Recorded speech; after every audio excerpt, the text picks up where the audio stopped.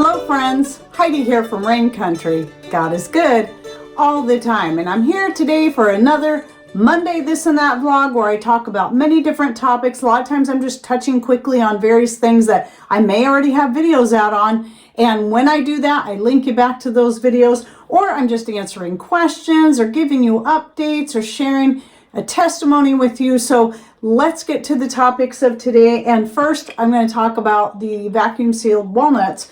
So I put these up 3 years ago, and you can see I've opened the jar. So I just want to remind people that vacuum sealing nuts of any kind, nuts, seeds, and so on, is a really great way to preserve them for long term, and they will not go rancid.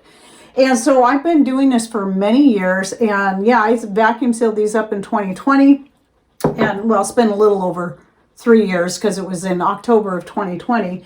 And so because I used a recycled green olive jar, I used a chamber that Patrick makes. If you're interested in those, you can send me an email to raincountryhomestead@gmail.com, and I can send you the product and price list. But yes, we left Etsy sometime last year. So now we just sell directly via email.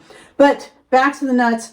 Anyway, vacuum sealing, whether it be your recycling jars and using a chamber, or using the food saver tops with a brake bleeder pump, or the food saver pump, or whatever kind of pump you're using, is a really great way to preserve nuts and seeds of all varieties. I have all varieties, even macadamia nuts now, totally safe, because that vacuum sealing process, you can actually leave nuts in the bags, the packages they came in for a very long time without issue, but vacuum sealing them into jars is going to really ensure they're not going to go rancid in food storage. So yes, I just wanted to show you that. I've worked through half the jar. They taste amazing. They're so good. And then you can see back here, I've got some different vinegars going. Oh, well, this one's done. This is all apple vinegar. It's one I just strained out. I had going back here for a while. And I probably am going to run it through a cloth to get some of that pulp out. One thing about when you use whole chunks of apples and certain things like citrus peels have a tendency to just totally break down and make a lot of pulp. And if that happens, you can simply strain it through a cloth. So I may or may not do that. And then this bottle right here is just the one I keep in the kitchen all the time. And I just add to it. If I'm filling up a jar and I don't have enough to fill up another whole jar after I strain it out, then I'll just pour it in here and just top this off, because it's the one I use on a regular basis. And then here are 2 new ones I just got started. This is an herbal vinegar made from dried herbs. This is nasturtium and rosemary. And you'll see in this image what's happening is within a few minutes, like 5 to 15 minutes of you starting an herbal vinegar, if it's got anything in there with strong color, the color will slowly start seeping down into the sugar water. And it's really kind of cool to watch. But then, of course, I did eventually mix it up. And then this is citrus peel vinegar. I'll probably making this one for a cleaning vinegar, but I can use it for whatever. This is all organic peels. I no longer now use any non-organic peels of any kind, even for making a cleaning vinegar, because the results really vary if you're not using organic. Where organic, you can better ensure you're going to get a good result. But anyway, I'm actually going to be shooting today a new vinegar making video. So usually every couple of years I'll do a new one. And so I'm going to be doing one using citrus peels and juniper. These look partially dried because, well, they were drying next to the wood stove. And anyway, that will come out. So I just like to kind of keep that fresh, just to keep new people coming in, learning how to make vinegar. But for now, because that's probably going to be at least a month out before it publishes, if you're new and you want to learn how to make vinegar, I'll link to the most recent one, which is 2 years ago. And then a testimony I wanted to share. This is really great. So my son's dog, Luna, you'll sometimes see her in video clips that I'll put one here from our other piece of property down the road. Luna and Cody playing down by the creek at our little piece of property there. Well, Luna was sick for about a week. She was vomiting, had diarrhea, but she acted like she felt great. And I remember I was mostly concerned that she might have had something, because she's the type that, she'll eat anything if you're not careful and get it lodged in her digestive tract, and, and that can cause issues. But this had been going on for a week and I was really concerned. And so one thing that we learned was that we already knew that pumpkin and sweet potatoes, things like that, were really good for dogs and good for their digestion. But I didn't realize how helpful it could be with dogs that have any kind of digestive issue. So right here is some organic dehydrated pumpkin powder. So I made this from pumpkins I grew myself. I have a bunch of it put up. I gave a good amount to my son and daughter-in-law so they could feed it to her at home. And I do have some bone broth here. I happen to be making turkey bone broth, but I also made sure they had some bone broth on hand so they could add the pumpkin powder to that and rehydrate it that way instead of just using plain water, because bone broth is going to make sure that she's getting the nutrients she needs. Because in that week, she was losing weight. And I was really concerned about her not getting enough nutrients.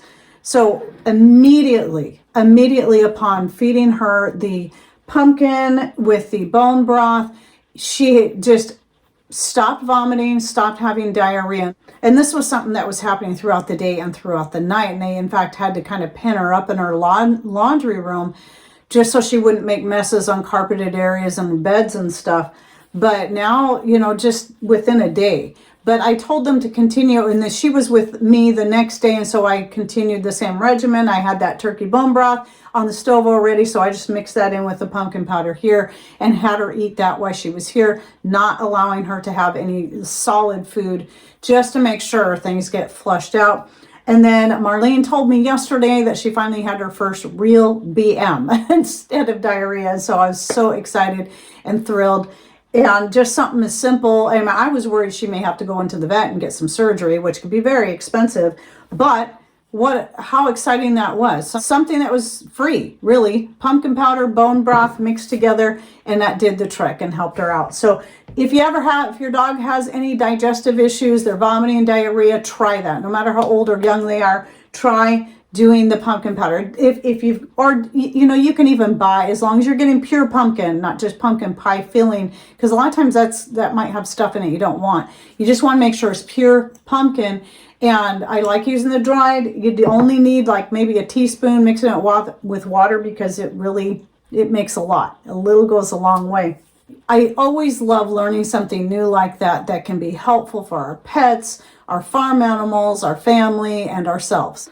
And a couple other things I just wanted to give you an update. So a couple weeks ago, I had the video where I just got some new Dr. Jacobs soap, the Lavender Clary Sage, and the Sensual Manoi, and then another raw African black soap that just was unscented. And I've been using all three of them and just love them. I'm still loving them. Today I washed my hair with the Lavender Clary Sage, so I switch off. I only wash my hair about 3 days out of the week, but I switch off with those soaps, trying those out. And I love them both. I can't decide which one I like best. But one thing I wanted to say, because I didn't say that in that video, I just referred you back to my older video where I talked about the original video I did on Dr. Jacobs soaps before they came out with the newer stuff, and the various ways that you'll want to dilute them. You should not use them straight on your hair. They're going to be way too rich, especially these newer ones. They're very rich. So just like with the pumpkin, a little goes a long way. So what I do is I have this I bought this little small bottle of dish soap. I bought it on purpose so I could have this little squeeze bottle years ago. I've been using the same bottle for maybe 10 years or more. And so what I do is I just put a little squirt, it's an 8-ounce bottle, a little squirt of the soap into the 8-ounce bottle, top it off with water and shake it. And then I just squirt it over my hair. And because that soap is so rich, I don't even use it all in my hair. I use the rest just to wash the rest of me. But those two smell the best. They're my very favorites as far as that go. And then the plain one I just been using in our liquid hand soap dispenser, our foaming dispenser. And the ratio is about 1 part soap to 3 parts water. And I find that to be a pretty good ratio, and it foams up really nice. It's nice and rich. And so I'll even use that to wash my face. Since that's already in the soap dispenser, if I'm just washing my face over the sink, I just use that and I love it. So I'm really, really happy with that. But I wanted to throw that little tip out. If you bought it and you knew I washed my hair with it, and you didn't go watch the video on either the hair care video or the one on the various ways you can use the soap, and the dilution ratios are going to be different depending on how you're using it. I want to make sure you understood that. Don't use it straight out of the bottle to wash your face or your hair with. There's no need for that, because it's pretty concentrated, and you'll waste it by doing that. But anyway, you'll find the link to Dr. Jacobs in the description box down below, and you get a 10% discount if you go through that. And yes, I do still make my own bar soap. I still use that to wash my face on a regular basis. That's usually what I use when I'm in the shower, and I love making my own bar soap, but I also really like having the Dr. Jacobs liquid soap already on hand for using as a shampoo and also as a liquid hand soap. And then another quick tip I want to throw out there is that if you're on Rumble, if you're not following me on Rumble, one thing I discovered, I don't know, it's one of those things that might have been there for a while and I only just recently discovered it, is that you can actually pin featured videos to the top of your channel page. And so I was like, yes. Because the very, very first video, even though I'd had my Rumble channel set up for maybe a couple of years, just ready to go as a backup when this happened. So it's been about 2 years that I had several videos actually removed. And the one that I found that was most important that got removed, that was the first video I uploaded over to Rumble. And so that is the video. I can't even talk about what it is, but that's the video I pinned to the top. So now anytime someone goes to my Rumble channel, they'll see that one right at the top. They don't even have to go find it. But you can also go into playlists there, and you can find now the playlist option, which I'm absolutely loving, and it's got me encouraged to put far more videos over there, old videos and new videos alike. So I've got things compiled into different playlists, including one that is a list of videos that you'll only find on Rumble, or you'll only find them in their full form on Rumble. So you can find that playlist. But yes, that one particular video is pinned right to the top. And so if you're curious about what that is the substance I do like to mix with castor oil and use it. I've used it on dog hot spots. I do a 50-50 blend. I've used it for various other things and find it to be very, very helpful. You can even use it as a muscle rub and more when you use it in a blend like that. And then the last topic I wanted to cover was, so over a week ago, I did a video on taking a Saturday day of rest. Is something that we've thought about for a long time and we've tried to adhere to, but always stuff comes up. We just weren't trying hard enough. And then I felt more and more compelled as I started reading scripture more that it's like, you know what? It is part of the 10 Commandments. And what is it going to hurt to try to go ahead and do this? And so I shared my testimony because I thought a lot of people would be blessed by that, even if they don't believe in it. And that's totally fine. You're all welcome to have your opinions. I don't judge anyone for that. I just wanted to share the testimony of what that did by really making a point to just take a Sabbath day of rest. And what I appreciated was that most of the people, whether they agreed with keeping the Sabbath on a Saturday or not, were so encouraging, and they took the message exactly how it was meant to be. But the frustrating thing is that anytime you bring up a topic like this, no matter how you try to approach it, I'm not trying to tell anyone else how to live. I'm only sharing my personal testimony in what this did for me in my life. And because I hope people will find it encouraging, but there will always be those people that will take it as finger pointing and judgment, no matter how kindly you say it, no matter how clear you try to make it, that's not what you're doing. And even though you tell people this is not about debate, please do not try to start a debate in my comments. Well, there's always going to be someone that's going to be offended and try to start a debate, which to me, when you tell them not to do that and they do it anyway, is very, very disrespectful. But there's no reason for it. There's absolutely no reason for it. One person in particular came back and absolutely insulted me, and it's not the first time they insulted me using the same exact insult that they did the last time I shared something that they disagreed with and just wanted to come down on me about it and took it a great offense to my own personal walk, which was totally uncalled for. Then turns around and insults me because of it. Well, as a result, I didn't even finish reading their very, very long-winded comment. I just saw what they said right at the very top using the same insult. I immediately deleted the comment because nothing else they said had any value to me because of that. And now they are hidden from my channel, so nobody else has to see their rude behavior and their complete and utter disrespect of what I asked them not to do, and they did it anyway. So to that person, if you're watching and listening, you need to understand none of that was ever directed at you. You should have never taken it as anything other than what it was meant. And that was me sharing my own personal testimony, the joy and peace it brought to my life. That's all it was about. But you came in there knowing what it was about and chose violence, basically. That's what you did. And I will not put up with that. I don't put up with it when other people in my comment threads are treated that way. Just so you know, there was a person who did something similar from the other side of it, came in there and started like just spamming people who may not have necessarily agreed with the Sabbath, but they were being totally polite to me. I deleted all their comments, and I can't remember if I actually hid that person from the channel, but I thought, well, since this is basically their first offense, usually I wait. I usually don't hide people immediately unless it's a second, third, or fourth offense. And it depends on the degree of it. So I don't put up with that. There was a couple of people like that on both sides. So just to let you know, I will defend my commenters, even if they don't necessarily agree with me. If they're being polite and respecting what I asked, I'm going to stand up for them. And I'm not going to allow people to treat them like that. That's just incorrect. And let me tell you something else. No matter where you stand on any belief, be it political, be it religious, you're never going to win people to your point of view and to your opinion by insulting them and treating them like you are better than them. That's never going to work. Ever. And so whenever anybody treats me like that, they're shut down like that, because I have nothing more to listen to them. When someone approaches me with love and kindness and just sharing with me their own personal testimony, those are the things that I pay attention to and really cause me to start rethinking some certain things, because I could tell they were doing it out of love, not out of having to be right. So anyway, in fact, I'm probably going to do a video just on this. But I think that's really important.